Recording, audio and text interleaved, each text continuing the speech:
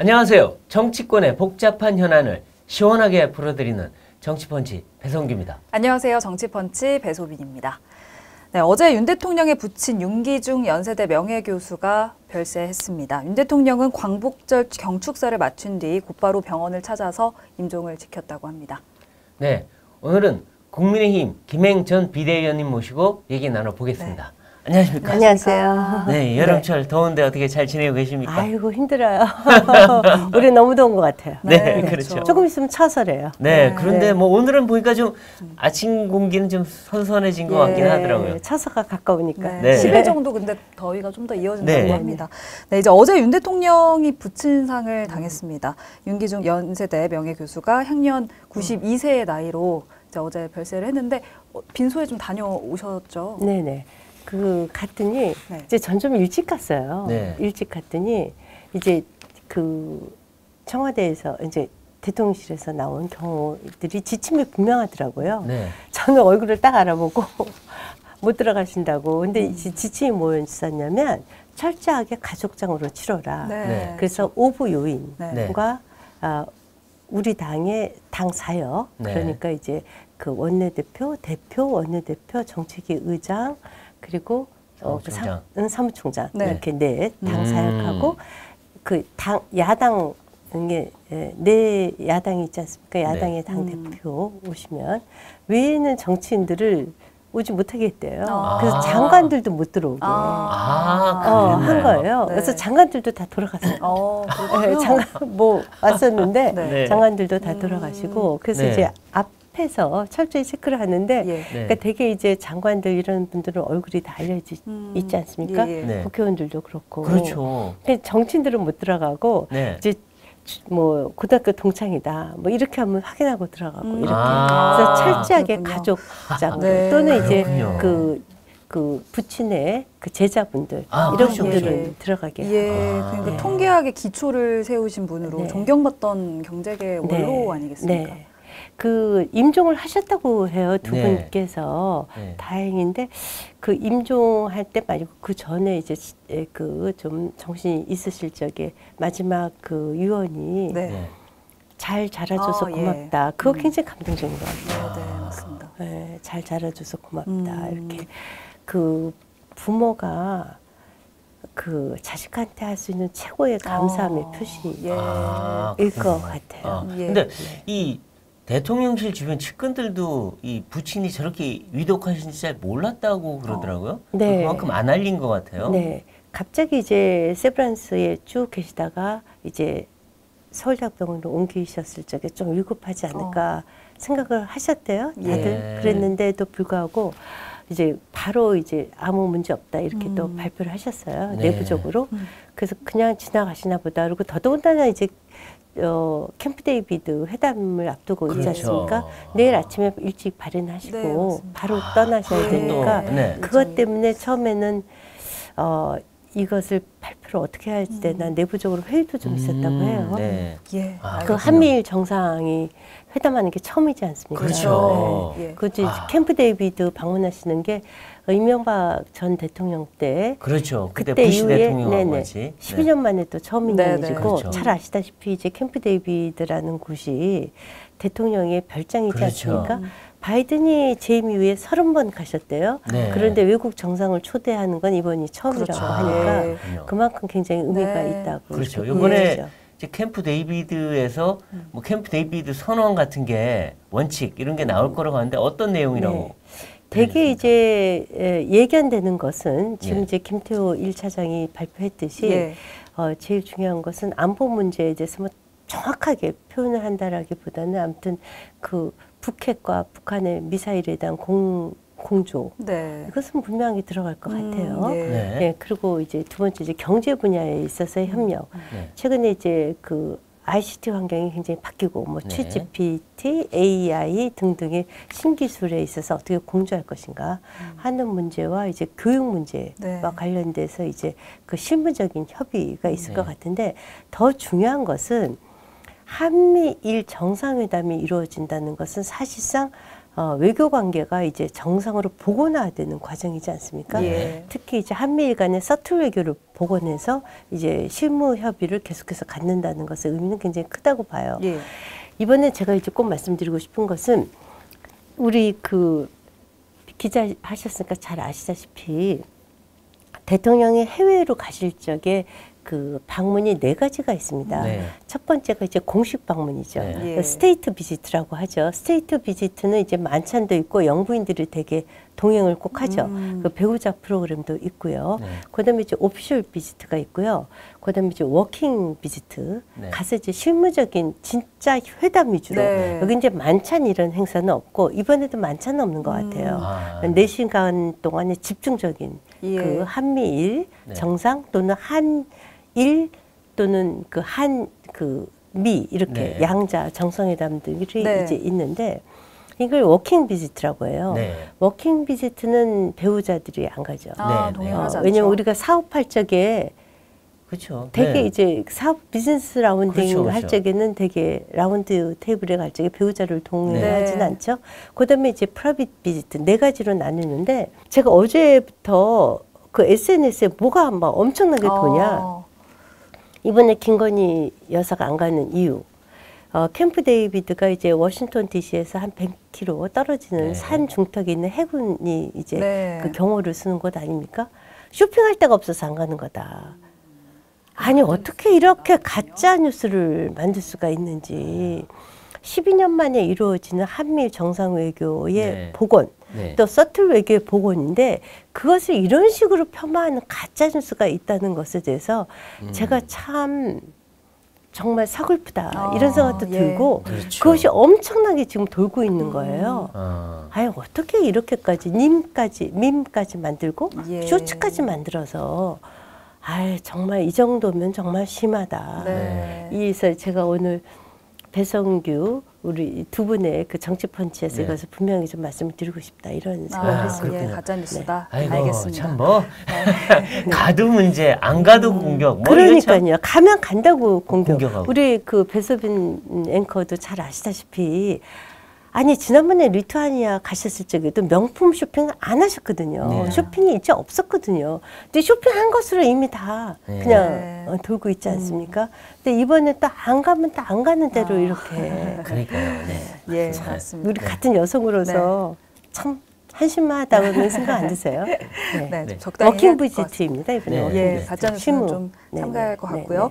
그리고 이제 잼버리 대회가 네. 얼마 전 종료가 됐지만 정치 공방은 계속해서 이어지고 네, 네. 있습니다. 지금 민주당 같은 경우에는 현 정부 책임론을 이야기하면서 대통령 사과, 총리 사퇴 요구하고 있고 이제 여당 같은 경우에는 이제 민주당 정치 공세에 김관영 전북지사 그리고 공동조직위원장은 왜 빼냐 이렇게 맞대응하고 있습니다. 근데- 여야 모두 서로 책임을 떠넘기고 있는 모습인데 여야 모두 책임을 떠넘기는 건 아니고요. 이제 윤재욱 원내대표가 이렇게 얘기하셨어요. 기반시설 확충 등등은 다 문재인 정부에서 하는 거고 실제 이제 운영하는 데 있어서는 우리 정부도 일정 부분 책임이 있다. 이게 아마 맞을 거예요. 자 네. 보십시오. 제가 정말 한심한 것이 이재명 대표예요. 네. 이게 뭐 전 정부 탓하지 말라 하면서 이게 박근혜가 책임이 있다고 박근혜 전 대통령이 책임이 있다는 거 끝까지 아니에요? 또 가야 되나요? 네, 거기까지 지금 뭐 이거 이러다 고조선 시대까지 가겠어요. 아니 그때 박근혜 그 전 대통령 시절에는 우리가 의향서만 제출했을 뿐이에요. 네. 실제로 이것이 유치가 된 것은 문재인 정부가 출범하고 그해 8월에 됐습니다. 네. 그래서 수석회의 때 유치 전에 최선을 다해라. 네. 그 유치를 문재인 정부 때 했어요. 네. 그리고 그것이 이제 그 미리 유치전을 하는 것이 되게 이제 국제 행사가 6년 전에 유치전을 하지 않습니까? 그렇죠. 그것은 그 기간 동안 기반 시설 등을 다 확충하라. 그렇죠. 그런 의미예요. 그러면 8월에 유치를 했으면 그때부터 정부 예산이 투여가 되기 시작을 했고 네. 그 5년 동안 기반 시설을 확충을 했어야 됩니다. 네. 제가 지금 말씀드리고 싶은 게요. 2016년부터 2019년 8월까지 김윤덕 민주당 이번에 네. 공동위원장이 한국 스카우트 전북 연맹의 그 대회 연대장이었어요. 네. 예, 예. 이분이 주도를 했어요. 네. 이것을 새만금으로 유치를 하는데 네. 그랬고 이분이 23년도에 세계잼버리 공동준비위원장이죠. 이분이 이제 자 보십시오. 여가부 장관도 김현숙 장관만 지금 뭐 완전히 무슨 그 희생양처럼 잡는데 이 김윤덕 의원하고 또 그 여가부 장관이 공동위원장을 쭉 해왔습니다. 네. 지난 문재인 정권 그렇죠. 시절에. 문재인 정부 때부터. 그래서 정현백 여가부 장관 네. 17년부터 18년 9월 20일까지 진선미 장관이 그 이후에 또 네. 여가부 장관, 또 이정옥 장관, 정영애 장관 네 분의 여가부 장관과 네. 김윤덕 그 의원이 공동위원장으로 네. 해서 쭉 진행되어 온 것이에요. 그랬다가 어떤 일이 있냐. 이때 기반 시설이 다 됐어야 됐어요. 그런데 안 된 겁니다. 네. 그러니까 대통령 선거가 작년 3월 9일에 있었지 않습니까? 네. 3월 7일 날 갑자기 이것을 당시에 송화진 전북지사가 1년 연기하자고 그래요. 왜냐하면 그렇죠. 기반 시설 준비가 안 됐다. 말이 안 되죠, 그게. 아니 몇 년을 그때 했는데. 안 된 거 아니에요. 5년 동안 해도 안 된 거예요. 네. 그러면서 그때 한 25% 정도뿐이 기반 시설이 안 됐으니까 연기하자. 이것을 송화진 당시의 공동준비위원장이었던 송화진 전북지사가 얘기를 합니다. 네. 아니 어떻게 대통령 선거 이틀 전에 이 얘기를 합니까? 그러니까요. 정권 끝날 때. 네. 그러면 그것의 책임 소재가 기반 시설과 관련된 책임 소재는 적어도 분명하죠. 네. 그래서 세계 스카우트 연맹에 건의하자라고 얘기를 합니다. 네.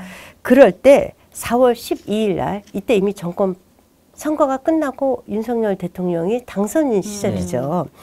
그럴 때 그때 정영애 마지막 문재인 대통령 때 여가부 장관입니다. 하고 김윤덕 의원이 예정대로 하겠다라고 네.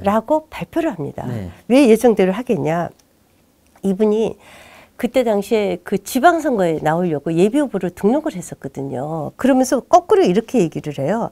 새만금을 1조 원을 유치를 하겠다. 그러니까 자기 선거로 쓰려고 뒤엎은 거예요. 송화진 전북지사가 연기하자. 그래서 프레올림픽을 못했습니다. 준비가 안 됐어. 그것을 연기시킨 사람이 바로 김윤덕 의원이세요. 근데 생각해 보세요. 이번에 김윤덕 의원 TV에 나온 거 보셨습니까? 도망갔잖아요. 김현숙 장관만 앞에 나왔지 않습니까? 그 역대 네 분의 여가부 장관은 어디 가셨어요? 김윤덕 의원으로 말씀드릴 것 같으면 이번 그 민주당 돈봉투 사건에 연루된 분 아닙니까? 곧 기소되겠죠. 전 기소될 것이라고 하긴 하는데 돈봉투 받느냐고 바쁘셨는지 아니면 지난번에 이제 그 예비후보 선거, 지방선거에 나와서 결국 떨어지셨죠. 김관영 지사한테. 그때 이제 선거 때 치열하게 선거전 하느냐고 바쁘셨는지 아무튼 도저히 준비를 안 했어요. 더 웃기는 것은 올해 2월입니다. 올해 2월. 이분이 그 제77차 유엔 총회에 세계 스카우트 잼버리에 홍보하겠다고 하면서 출국합니다. 그래서 여기 가서 홍보했어요. 아니 올해 3월에 이거 홍보하러 왜 갔습니까? 이렇게 준비가 안 됐는데 그래놓고 정작 본인들은 없어진 거 아닙니까? 이번 새만금 그 잼버리는 여하튼 정부에서 감사원의 감사 또 감찰 공무원 감찰 또 필요하다면 수사까지 다 하겠다고 하지 않았습니까? 이제 누가 잘못했는지는 분명하게 밝혀질 것입니다. 그렇지만 예산의 76%, 1,400억의 76%를 운영비로 썼고 그 대부분은 전라북도로 갔고 그리고 기반 시설은 분명히 문재인 정부의 책임입니다. 그렇죠. 그것이 지금 SOC 유치하는데 심지어 11조까지 끌어들였다는 거 아닙니다. 더욱이나 더 이거 꼭 짚고 넘어갈 것이요. 곧 그 새만금 공항을 이번 달인가 그 입찰한다는 거 아니에요. 그런데 29년까지 새만금 공항을 완공해야지 된다는 거예요. 그런데 그때 당시에 그 이낙연 전 총리가 그 예타 조사도 없이 그걸 통과시켰어요. 맞습니다. 예타 안 했죠. 그리고 바로 호남으로 가서 전라북도로 가서 자기가 예타 조사 없이 공항을 유치했다 이렇게 돼 있어요. 아니 29년도에 공항 착공이 되면 지금 그 새만금에 사람들이 왔다 갔다 합니까? 지금 고속도로며 거기에 투자된 SOC만 남북도로, 해도 동서도로 다 하고 이제 공항까지 하는데 거의 아무것도 없어요 지금. 예, 이거 지금 이렇게 투자돼도 되는 겁니까? 그래서 저는 새만금 프로젝트도 정말 그 필요성 여부를 원점 네. 재검토해야 될 뿐만 아니라 이것에 대해서는 진짜 필요하다면 수사까지 필요하다고 네. 봅니다. 네. 근데 지금 보면 문재인 전 대통령이 예. 이 잼버리 실패했다 라면서 뭐 비판을 했는데 아니 자기 재임 기간 동안에 유치해서 준비했어야 되는데 자기 책임은 하나도 없고 다 윤석열 정부 책임인 듯이 얘기했는데 이분은 유체 이탈인가요? 말이 안 되잖아요. 자기가 책임져야죠. 저는요, 정말 이런 생각이 들어요. 사람이 이제 작은 거 하는 거 하나를 보면 큰 거를 알 수 있다고. 그 김정은이가 준 강아지 기억나시죠? 그거 버렸잖아요. 강아지. 개버린. 네. 그 강아지도 관리를 못 하시는 분한테 나라를 맡겼으니. 그러니까요. 아니 이게 잼버리 행사가 제대로 됐겠습니까? 5년 동안 손 놓고 있다가 지금 와서 갑자기 화를 버럭 내시는데 그러니까요. 자기가 뭐 하신 겁니까 도대체? 네. 그리고 좀 잊혀지겠다고 그렇게 얘기를 하시면서 이분은 도대체 왜 안 잊혀질지 절대 잊혀지지 모르겠어요. 않아요, 이거는. 걔도 버리고 나서 지금 거기 서점 그러니까 책방에서 만들었지 않습니까? 거기서 그 토리 카 라떼? 그 6,500원에 판다는 거 아니에요? 개달력 팔고요. 네. 뭐 하시는지 모르겠어요. 아니 진짜 뭐 하시는 분인지 모르겠어요. 아니 그래서 네. 우리 일반 사람도요. 네. 자기 강아지 철저하게 보호하고 책임집니다. 그렇죠. 근데 강아지도 책임을 못 지신 분한테 너무 큰 일을 맡겼다. 예. 아하. 아, 정말 엄청난 일을 국가 5년 동안 사법체제 완전히 무너졌지 않습니까? 그렇죠. 대한민국이 외교 완전히 무너지지 않았습니까? 경제 완전히 무너지지 않았습니까? 너무 큰 기대를 했다. 예. 그렇죠. 그나마 그러니까 우리가 정권 교체가 된 거죠. 네. 알겠습니다. 이제 이재명 대표 얘기 좀 네. 해보겠습니다. 요즘 이재명 대표가 옛날에 사이다라 그랬는데 김은 다 빠지고 이제 막 목에 퍽퍽 걸리는 고구마가 된 것 같은데 뭐 돈봉투, 코인, 뭐 대의원제 폐지 모든 현안에 대해서 논란이 있는데 입장도 없고 오로지 입 닫고 계십니다. 뭐 역시 자기 이 사법 리스크 이것 때문일까요? 입을 닫고 계시면 괜찮은데요.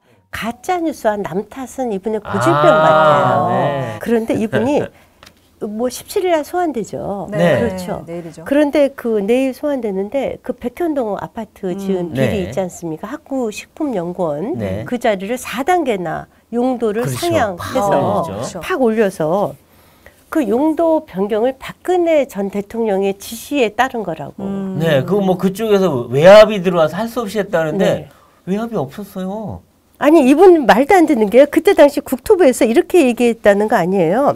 그 용도 변경은 성남시에서 적이 판단해라. 그렇죠. 적이 판단하라는 뜻이 알아서 적절하게 판단하라라고 분명히 공문까지 있습니다. 그러니까 근데 그거를 외압이라고 그랬어요. 그래서 21년도 국정감사에서 이거 허위 발언하고 허위사실 공표한 거 지금 선거법 위반으로 작년 9월에 지금 기소되어 기소됐습니다. 있어요. 선거법 위반은 유죄 판결이 되면 어떻게 되는지 아시죠? 네. 그 다 토해내는 대선 자금 거. 다 토해내야 됩니다. 네, 네. 이분 네. 이거 한두 가지가 아니에요. 네. 그런데 아니 뜬금없이 여기 또 박근혜 전 대통령은 왜 끌어들입니까? 아니 근데 이분이 박근혜 전 대통령 말씀을 듣는 분이세요? 네. 아, 그렇죠. 박근혜 전 대통령이 그때 청와대에 계실 때 그때 이제 적폐 수사할 때 박근혜 씨 이제 대통령이라고 부르지 않겠다. 구속 수사해야 된다. 나오자마자 수갑 채워라. 네. 구속 수사해라.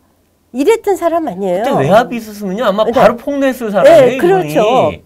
그래서 저는 이분이 하도 이래서 정말 이분 그 여배우랑 연애한 것도 우리 박근혜 대통령이 시켰나?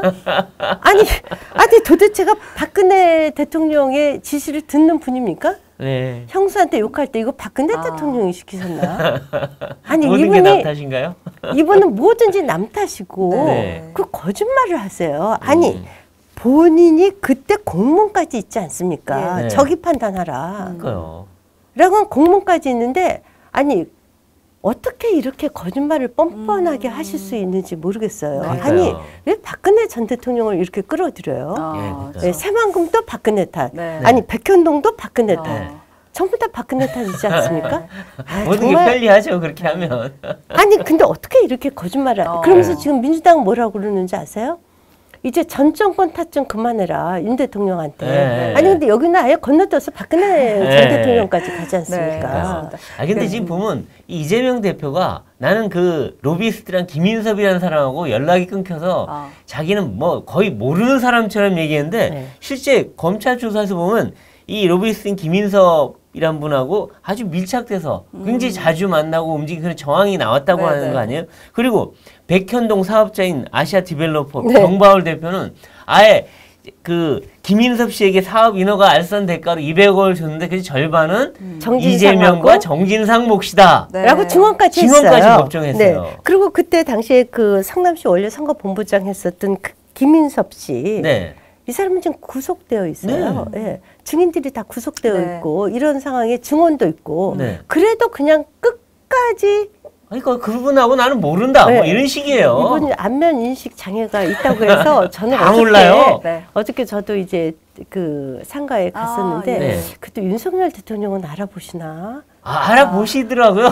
모르는 분은 네. 아닌 것 같아요. 네. 근데 이제 인사하는 거 또 보니까. 불리하면 또 이제 또 모른다고 하겠죠. 네. 이분은 그냥 근데 안면 인식 장애만 네. 이게 이제 편리할 때마다 인식 장애가 일어나는 네. 것 같아요. 네, 네. 그래서 이분은 이제 본인이 편리하시면 또 말을 다 바꾸시는 거. 네. 저는 그래서 이제 일각에서는 이런 얘기도 해요. 지금 이화영 전 평화부지사가 구속되어 있지 않습니까? 네. 이분이 이제 마침 이제 그 구속되어 있으니까 좀 다행이긴 한데 네. 이분 주변에 계신 분들이 전부 다 극단적인 선택들을 하고 네. 다 모른다고 하고 그리고 사실 보세요. 이화영 평화부지사면 자기 최측근 부하 직원입니다. 네. 그런데 지금 뭐 박범계 의원 등등을 다 보내서 수원지검 앞에서 네. 그 시위하도록 하고 연전 지금 검찰에 운동하고. 압력을 가하지 않습니까? 그 이화영 그 전 평화부지사의 부인도 지금 상상할 수 없는 이상한 글쎄요. 네. 남편한테 그- 정신 차리라고 그러고 막. 누가 네. 남편인지 잘 모르겠어요. 그러니까요. 그런데 이거는 결국 이거잖아요. 쉽게 얘기하면 네. 네가 다 떠안아라 이거 아닙니까? 그렇죠. 그건 네가 마피아 떠안고 조직 죽어라, 이런 같아요. 거죠. 네가 떠안고 죽어라. 이건 네. 마피아 조직 같아요. 어. 근데 그 마피아 대부의 영화에 보면 그런 거 있어요. 감옥에 있는데도 불구하고 살인 핵심적인 증인을 그렇죠. 없애죠. 없애는 제거하죠. 그 네. 영화 기억나시죠? 네. 대구에서. 저는 그래서 이화영 전 지사 그 평화부지사에 대한 그 감시라고 네. 할까 보호를 좀 더 철저히 해야 될 것 같다. 예. 그러니까요. 변호인들도 음. 이화영 전 지사 편이 부지사 편이 아니라 이재명 편인 것 같아요. 다 다 그렇죠. 다 네. 지금 그것도 변호사도 갑자기 바꾸지 않았습니까? 바꾸고 뭐. 네. 예. 그리고 검찰하고 싸우고. 네. 도대체 그러니까는 그냥 네가 다 떠안고 죽어라. 어떻게 그럴 수가 있습니까? 네. 책임 있는 분이. 그러니까요. 아니 본인이 떠안아야 될 것을 모른다. 뭐 다 측근들 탓이고. 다 측근 탓이고 박근혜 전 대통령 탓이고 네. 어떻게 이런 인성이 있을 수 있는지. 대장동도 다 윤석열 게이트고 그러고요. 뭐 다 그런 거예요. 네. 그러니까 참. 아니 윤석열 대통령이 허가권이 있었습니까 그때? 허가권은 본인이 갖고 있었지. 그러니까요. 예, 그리고 자 이제 검찰이 또 백현동 갖고도 이 영장을 칠 수 있다 예, 이런 얘기가 그렇죠. 나오는데 네. 정말 영장을 치면 이제 임시국회든 아니면 그 9월 정기국회든 날라올 텐데 네. 민주당이 어떻게 할까요? 이번에는 뭐 글쎄 이번에도 불체포 특권을 활용하기는 쉽지 않을 것 네. 같고 네. 그럼 이제 영장 실질 심사를 받으러 가겠죠. 근데 이제 본인 지금 말씀으로는 다 무죄이기 때문에 영장 실질 심사가 기각될 것이다 이렇게 얘기하지 않습니까? 네. 그런데 이미 확보된 증거가 너무 많고 네. 이것을 보세요. 이화영 그때 그 쌍방울 대북 송금도 보면 증거인멸이지 않습니까? 다 네. 증거인멸을 시도하는 거죠. 뭐 박범계 의원님이라든가 이런 분 통해서 뭐 수원지검에 사람 보내서 아니 전직 법무부 장관이 수원지검 앞에 앉아서 시위하는 게 부끄럽지도 않은가 봐요. 네. 어떻게 저당 분들은 다는 아니지만 일부는 저렇게 뻔뻔스러울지 네. 모르겠고 예. 더더군다나 백현동 같은 경우에도 이미 핵심 증인이 구속되어 있고 증언들이 다 나와 있는데 박근혜 전 대통령의 그 핑계를 대면 이건 증거 인멸의 우려가 너무 많지 않습니까? 네. 저는 구속 영장이 기각될 것이라고는 보지 않습니다. 예. 그래서 이번에 혁신안을 길을 쓰고 대의원제를 폐지하겠다고 하는 거 아니겠습니까? 네. 대의원제를 폐지하겠다는 것은 예. 개딸들 갖고 차기 당대표를 뽑는 전당대회를 할 수도 있다는 것을 미리 준비하는 거지 않습니까? 네. 원래대로라면 내년에 그 당대표 뽑아야죠. 네, 알겠습니다. 이제 다음으로 김태우 전 강서구청장의 특별 사면에 대한 이야기 해보겠습니다. 지금 좀 논란이 일고 있는데 조국 전 장관 같은 경우에는 공익신고자 코스프레했다. 윤 정권은 법치를 사유화하고 있다. 이러면서 지금 이 특별 사면을 굉장히 비판을 하고 있는 모양새고요. 지금 김태우 전 강서구청장 같은 경우에는 도둑놈 잡으려고 신고했더니 도둑놈이 신고자 보고 나쁜 놈이라고 한다. 후한무치다. 이렇게 강하게 응수를 했습니다. 어떻게 좀 보시고 계십니까? 이분은 문재인 정부 때 권익위원회에서 공익신고자라고 이미 지정된 분이십니다. 네. 그러니까 공익신고자라는 것은 신분에 달라질 하등의 이유가 없어요. 네. 그리고 이제 이분이 35개를 공익신고했습니다. 그중에 5개를 갖고 허위사실, 그 공직, 그 비밀을 누설했다고 해서 이제 법원, 그 검찰에서 기소한 것이지 않습니까? 그중에 이제 4개가 뭐 유죄 판결 나왔다고 해요. 자, 35개 중에 30개의 굉장히 중요한 사건들이 뭐 조국도 그 중에 다 포함이 되고 다 지금 유죄 판결 나오는 것들이 상당히 많아요. 지금 조국 그 전 법무부 장관 같은 경우에는 만약에 이분이 없었다면 그 자녀 그 입시 비리는 나오지도 않았을 거예요. 그렇지 않습니까? 이런 공익 그 신고자에 대한 그 법원의 그 판결이 굉장히 이례적이라는 거예요. 그것을 지금 문제 삼는 거예요. 공익신고라는 것은 문제가 없고. 자, 보십시오. 이분이 기소되고 1년 만에 지금 다 대법원까지 확정이 다 돼서 구청장 밧줄 떴습니다. 그렇죠. 이거 있을 수 있습니까? 왜 제가 이 얘기를 드리냐면요. 조국은 기소돼서 재판까지 간 지 3년 그렇죠. 걸려갔고요. 지금도 재판이 진행 중입니다. 울산 재판은요 아직 1심도 안 났어요. 그 울산의 황운하 그 청와대 하명한 그 부정선거 의혹은요. 지금 1심 판결도 안 나오고 아직까지도 지금 3, 4년째 끌고 있어요. 말이 안 돼요. 네. 그리고 조국 그 재판은요. 당시에 담당 판사가요. 공판 기일 잡혀놓고요. 그 휴가가 버렸어요. 그 있을 수가 있어요. 그러니까요. 그것도 윤미향 그 의원 사건도 3년 걸렸죠. 그래서 1심 이게 나오는데 3년 걸렸어요. 대법원까지 가면 어떻게 나와도 국회의원 4년 임기를 다 달고 하는 거예요. 보장하지 않습니까? 정진석 전 비대위원장. 아니 이렇게 재판이 이루어질 수가 있습니까? 아니 그 약식 기소된 것을 판사가 정식 재판으로 넘겨서 아니 6개월 실형을 고인에 대한 사자에 대한 명예훼손이 이렇게 실형이 나온 적이 없습니다. 이게 사법부가 무너진 거죠. 김명수 사법부가 무너진 거예요. 그래서 이번에 대통령께서 사면 복권한 이유는 이겁니다. 뭐냐? 절차에 문제가 있다라는 것을 문제 삼은 것입니다. 지금 그 김명수 사법부의 그 비리와 그 대한민국의 사법제도를 무너뜨린 것에 대해서 말씀드리면요. 우리가 오늘 밤새서 얘기해야 돼요. 그렇죠. 그거야. 맞습니다. 그리고 지금 이제 민주당이 얼마 전까지만 해도 김건희 여사 양평 고속도로 특혜 의혹을 엄청 제기하더니 지금 잠잠해졌어요. 아마 더 이상 의혹을 제기할 게 없어서 그런지 아니면 뭐 더 이상 국민들한테 안 먹혀서 그런지 왜 이렇게 제가요 진짜 그 민주당에 대해서 정말 이제 드리고 싶은데요.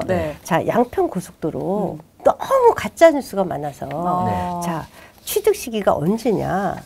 15살 때 여사가 아버님 돌아가시고 상속받았습니다. 그 형제자매 넷하고 어머니하고 해서 5분의 1을 상속받았어요.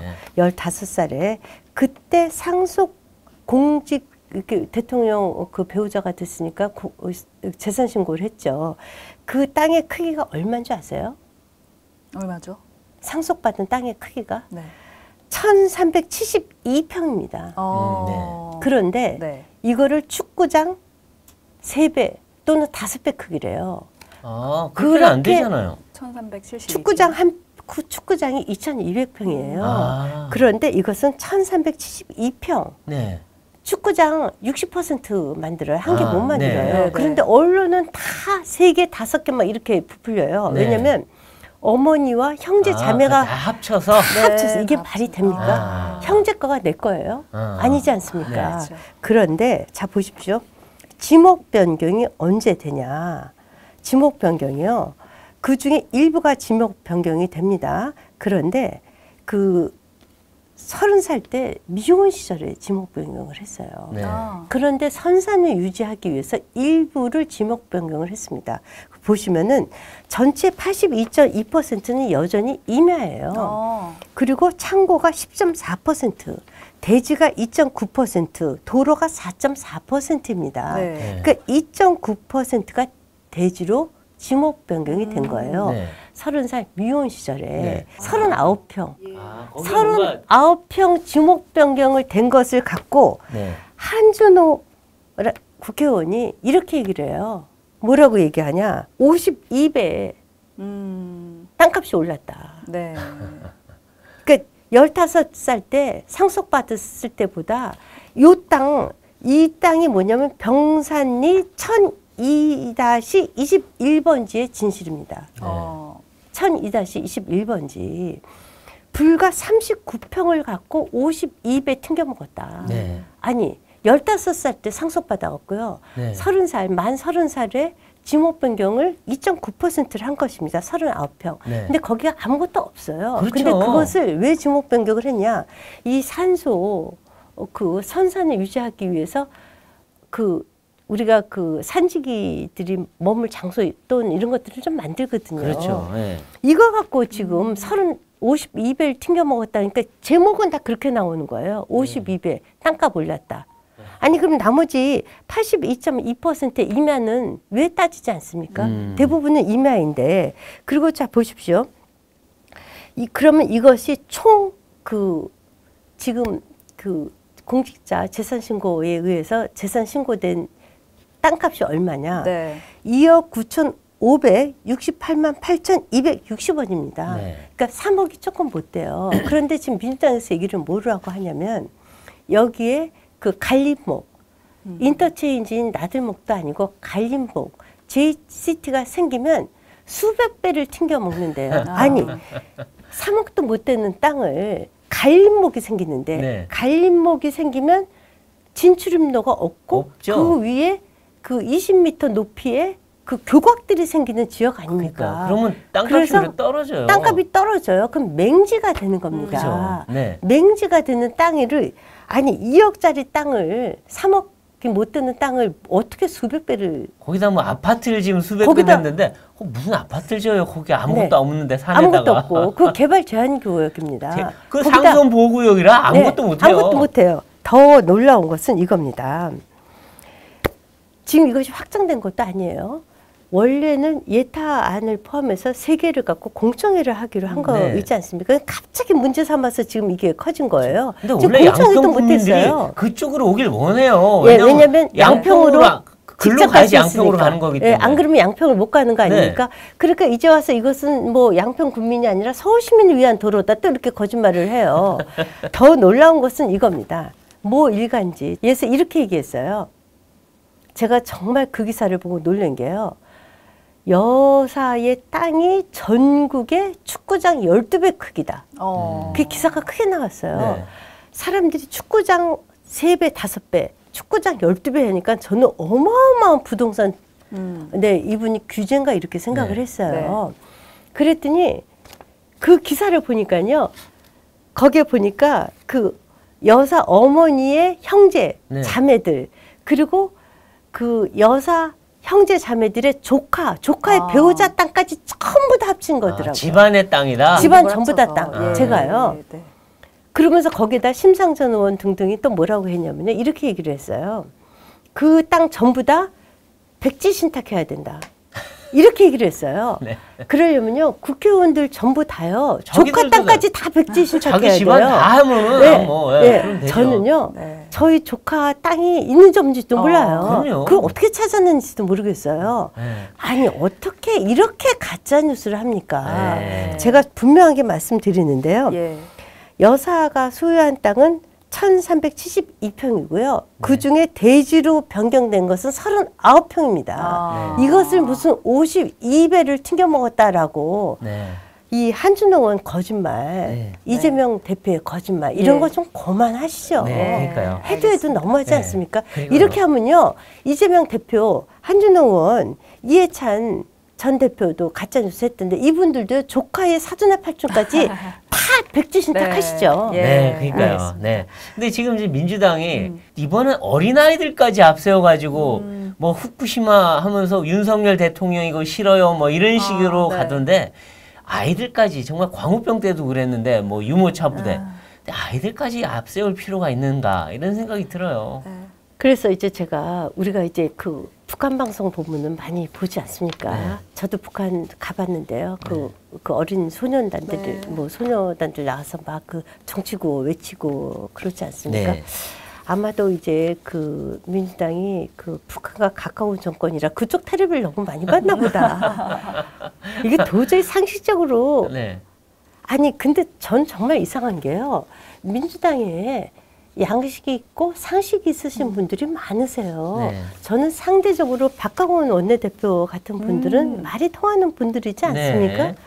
그런 분들이 왜 말리지 않았는지 모르겠어요. 예. 그러니까 말릴 이 수가 당이 있겠습니까? 뭐. 망가져도 너무 망가진 네. 거예요. 그래서 이재명 그 대표가 어찌됐든 거치가 정리가 돼야 네. 그렇죠. 여야 간에 또 네. 대통령과도 네. 건전한 대화가 가능할 것이라고 예. 저는 봅니다. 그렇죠. 네. 그리고 이렇게 거짓말을 네. 정말 우리 국민들이 축구장 5배, 축구장 12배 막 이런 식으로 보도를 하면 네. 아니 생각해 보세요. 우리 그 배 앵커님 만약에 장관짜리 줄 테니까 네. 사돈의 팔촌의 조카들까지 다 재산 백지 신탁하라. 그러면 가겠어요? 아니 백지 신탁한다는 것은 무슨 얘기냐.